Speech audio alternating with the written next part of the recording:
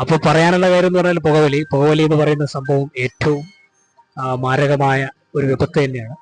അപ്പോൾ നിങ്ങൾ അതുമായിട്ട് പൊരുത്തപ്പെട്ട് കഴിഞ്ഞാൽ നിങ്ങളെ ശരീരവും നിങ്ങളെ മനസ്സും നിങ്ങളെ ബോഡി തന്നെ കാർന്നു തിന്ന ഏറ്റവും വലിയ മാരകമായ വിപത്താണ്. അപ്പൊ അത് നിങ്ങൾ മനസ്സിലാക്കുക. അപ്പോൾ അങ്ങനെയുള്ള കാര്യങ്ങളിൽ നിന്നും ഈ പുകവലി എന്ന് പ്രത്യേകിച്ച് വിടുതൽ നേടുക. അത് പെട്ടെന്ന് നടക്കില്ല. അതിന് മെല്ലെ മെല്ലെ അതിനൊരു മെല്ലെ ചെറിയൊരു സ്റ്റെപ്പായിട്ടുള്ള പ്രോസസ്സാണത്. പെട്ടെന്നൊന്നും പുകവലി നിർത്താൻ പറ്റില്ല.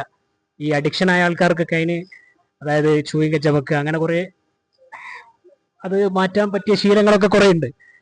അപ്പോൾ എനിക്ക് പറയാനുള്ളതെന്ന് പറഞ്ഞാൽ വലിക്കാൻ താല്പര്യരായ ആൾക്കാരുണ്ടാവും, തുടങ്ങിയ ആൾക്കാരൊക്കെ ഉണ്ടാവും. അവരോട് പറയാനുള്ള ഏറ്റവും പ്രധാനപ്പെട്ട കാര്യം നിർത്തുക.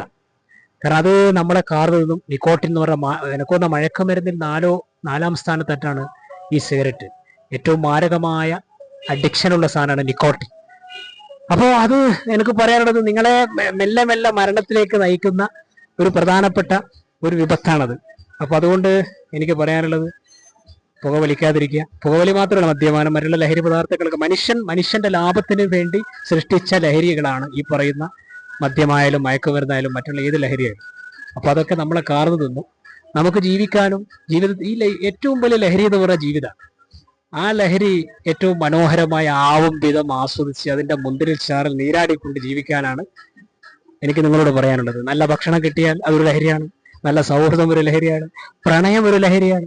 അങ്ങനെ ഈ ജീവിതത്തിൽ ഒരുപാട് ലഹരികളുള്ളപ്പോൾ, ആരോഗ്യത്തിന് ഹാനികരമല്ലാത്ത ഇങ്ങനെയുള്ള ആയുസ് കൂട്ടുന്ന ഇത്തരം ലഹരികളുള്ളപ്പോൾ, ഇങ്ങനെയുള്ള നമ്മൾ മനുഷ്യന്മാർ ലാഭത്തിന് വേണ്ടി സൃഷ്ടിച്ചിട്ടുള്ള ശരീരത്തെ കാർന്നു നിന്ന ഇങ്ങനെയുള്ള ലഹരികൾ കൊണ്ട് യാതൊരു പ്രയോജനമില്ല. അപ്പൊ അങ്ങനെയുള്ള ലഹരികളെ പൂർണ്ണമായി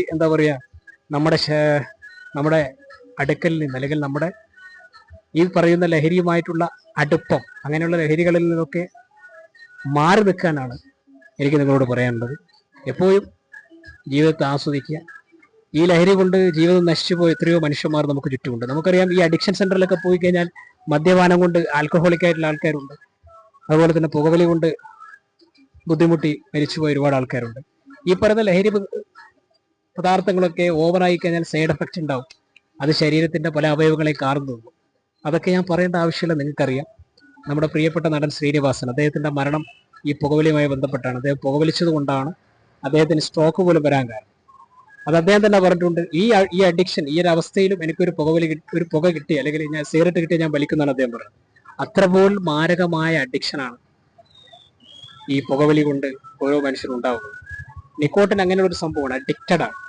അപ്പൊ എനിക്ക് നിങ്ങളോട് പറയാനുള്ളത്, ഈ ക്രിസ്മസ് രാത്രി എൻ്റെ ഏറ്റവും നല്ല പ്രിയപ്പെട്ട വ്യൂവേഴ്സിനോട് പറയാനുള്ളത്, ഏറ്റവും വലിയ ലഹരി ജീവിതമാണ്.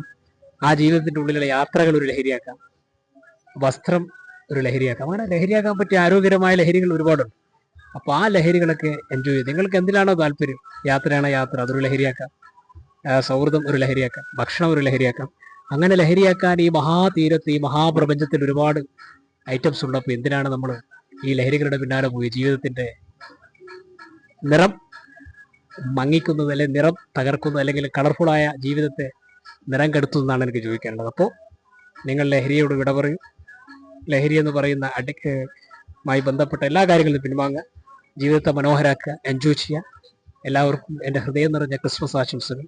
ജീവിതം മനോഹരമാവട്ടെ, കളർഫുൾ ആവട്ടെ. അപ്പോൾ ലൈക്ക് ചെയ്യുക, ഷെയർ ചെയ്യുക മറക്കണ്ട. ഓക്കെ.